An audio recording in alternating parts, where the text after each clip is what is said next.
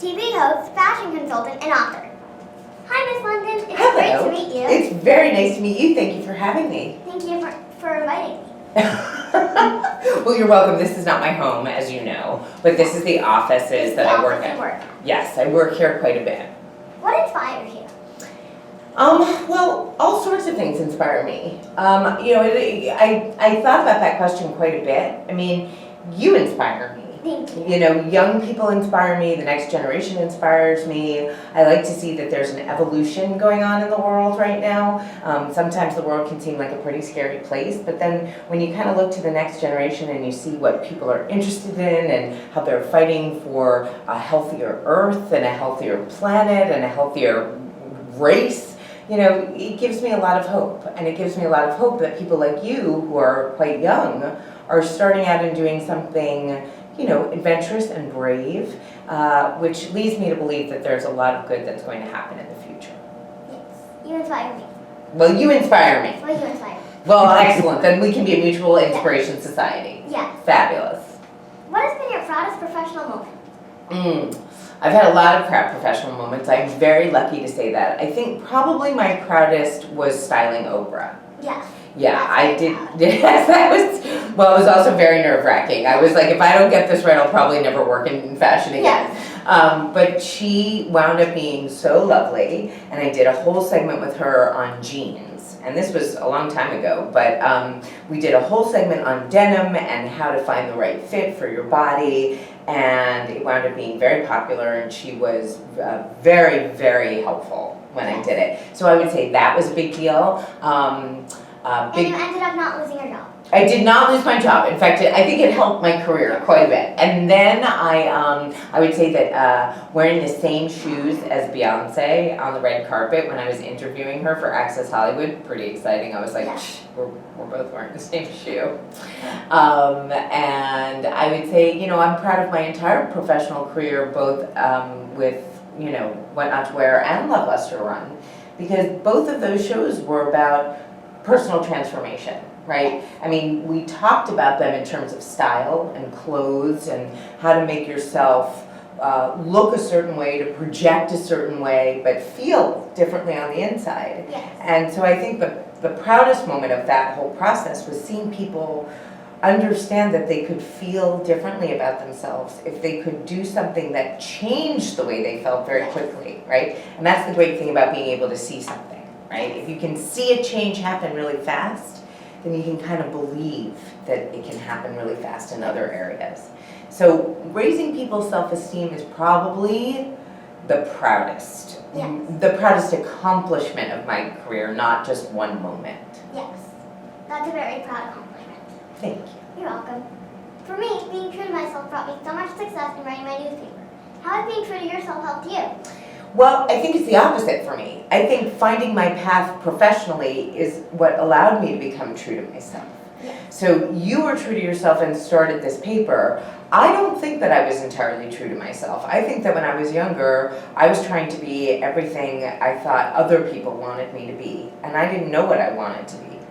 And it was only until I started working at What Not to Wear, when I saw people who had the same insecurities as me and the same problems as me, and I was able to be compassionate towards them, that I was able to be more compassionate with myself and truer to myself. So instead of feeling uncomfortable and insecure and maybe even being a bully, I was able to be kinder and nicer, not just to other people, but to myself. And that process is what taught me to be true to me. That I like being the person I am now, because the person I am now is the person I always wanted to be. And that took a lot of hard work to get over. It took a lot of working with other people and understanding who they were and helping them become who they wanted to be for me to become who I am. Yes. That's very backwards. It's backwards, but it worked. Yes, it worked. Either way. What is something hardly anyone knows about you? So I've been thinking about that. What is it that somebody would hardly know about me? There's a lot of information about me now on the internet. In the last couple of years, I've had to do a lot of these, like, what don't people know about you interviews. So a lot of people know that I love dinosaurs, and a lot of people know that I'm obsessed with Star Wars. And I test people. Do you know Princess Leia's last name? No. Yes, okay, well then you're not a Star Wars fan. It's Organa, for the record. But I guess, I was trying to think, what is it that people don't know about me? I guess maybe one thing that I don't really talk about a lot is how addicted I am to Etsy. I love Etsy. I love vintage clothing and I love vintage jewelry, and all of my favorite dealers are on Etsy. Yes. What is coming out for you in 2016? Oh, a lot's coming up for me in 2016. I'm going to be working on a couple of different projects. I'm hoping to executive produce a couple of new shows. And I'm working on a project that I can't really talk a lot about yet, but I'm hoping to write some stuff as well. One day, I'd say a big goal for me is to give a TED Talk. Yeah. And I'd love to give a TED Talk about self-esteem and about what it's like to be a woman specifically in the 21st century. Yes. Yeah. Did you always know you wanted to work in fashion? No. I always liked fashion. Ever since I was very young, I liked sparkly things, and I liked high heels and fishnet stockings, which is kind of weird, but I did love them.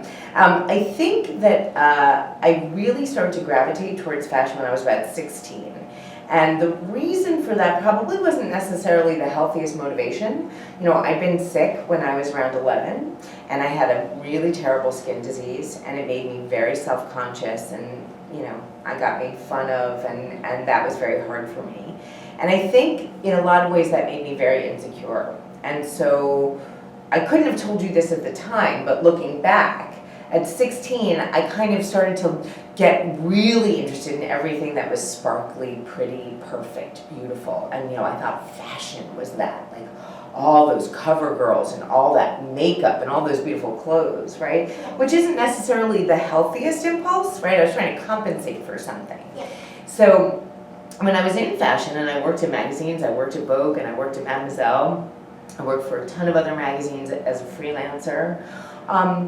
I think I realized how empty that dream was, right? You don't feel good about yourself just because you're wearing a Chanel trench coat.